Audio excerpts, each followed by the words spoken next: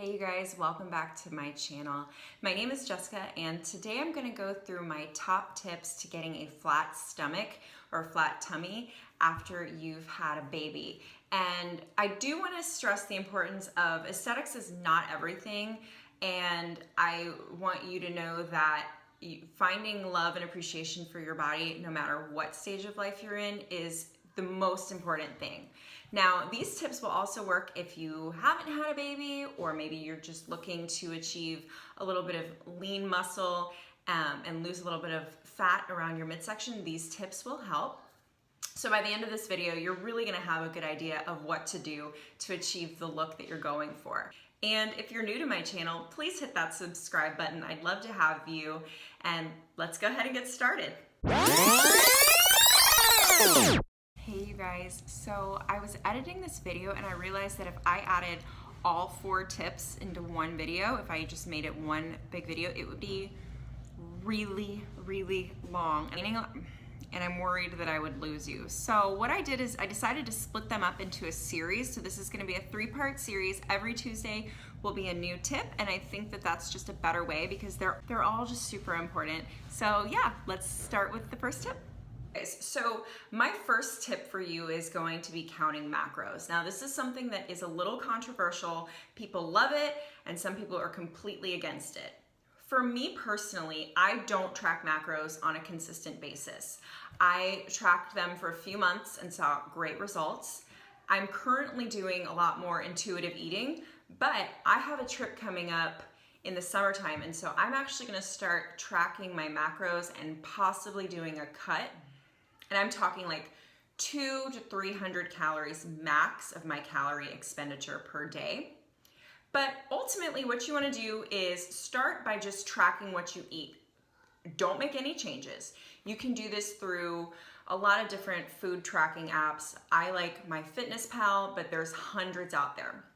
You need to do that for at least 2 weeks to really get an idea of what you're eating in a day, where your macronutrients are, so your protein, carbs, and fat breakdown, and also just how many calories a day you're eating. Because what you might notice, what I noticed, and it's a very common issue with people who are chronic dieters, right? We calorie restrict and we portion control, and we have really convoluted in our mind what an actual serving size is. So for me personally, I wasn't eating nearly enough. I was shocked when I first just started tracking what I ate that I wasn't even eating 1,000 calories a day, which is like crazy, okay? That's horrible. So what I noticed, because the reason I started doing this, I should backtrack. The reason I started counting my macros, and again, macros are your macronutrients, the proteins, carbs, and fats that you eat throughout the day. Before I started doing that, and the reason that I even found macronutrient counting was because I lost all of my baby weight, all the weight that I gained when I was pregnant, really quickly. Partly because I got really sick, but also just because I didn't gain that much. I only gained, I think, 25 pounds. But my body had completely changed. And I had this lower stomach. I heard someone on the internet call it a mum tum, and I lovingly and jokingly refer to it like that because it's ridiculous. Okay, first of all, that there's even a name like that is ridiculous. But I had this weight around my midsection that I could not get rid of. So what I did from there is I searched, you can just type it into Google, macro calculator, and I calculated my macros that are specific to me. So it's an algorithm, and it's based off of your weight, your height, your age, your activity level, so whether or not you're super active throughout the day, or maybe you have a more sedentary job, or you work out 7 times a week, you only work out 1 or 2 times a week, the exercise level that you're at, and then what your goals are. Do you want to lose weight? Do you want to maintain your weight? Did you need to gain weight? That could possibly be it too. So once I had that, then you kind of just choose how you want to break down and divide out your macros, or so to divide out your calories. So for me, I typically do a 40-30-30 split, where 40% of my calories are coming from proteins, 30% of my calories are coming from carbs, and 30 are coming from fat. However, that is so incredibly unique to you as an individual, and so you're going to have to do a little bit of trial and error to see what works best for you. Some people respond really well to higher carbs or higher fats. I actually have days where I just eat a very high carb day. It's typically after I've done a hard workout, I'll do once a week a high carb day.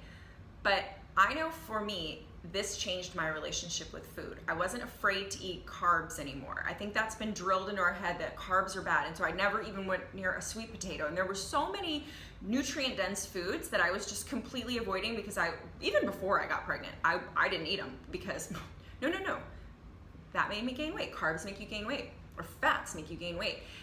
But what I realized and what I learned is that I had been restricting my food to such an extreme that my body was in deprivation. It was going into starvation mode. It's just, nature, I wasn't really starving, but my body was not getting the calories it needed. So it thought it was starving, and it stored all the fat I had. And I couldn't diet enough. I couldn't exercise hard enough. It was not going to go anywhere. And that's just science. So when I started eating more, I noticed a difference really, really quickly. The same is going to be true if you're eating too much, okay? So if you're someone who has, 10, 15, 20 pounds to lose, and you're eating 500 calories, 600 calories, 1,000 calories more than you need to be eating, well, you just have to know. Once you know, knowledge is power, and once you know how to change it. So my first tip is macros, is count your macros. You don't have to do it forever. But set a time frame that you are going to do it and see if you notice a change. Give yourself a few months, 3-6 months. And then from there, it's gonna change your relationship with food for the better. That I can promise you. Okay, so that is my first tip to achieving a flat stomach after having a baby. You might want to take a look at counting macros. So make sure that you take a look in the description box below, because I'll have links to my favorite apps for tracking food. I'll include a website on where you can go to calculate your macronutrients. And if this is something that has worked for you in the past, let me know in the comment section below, and I will see you in my next video.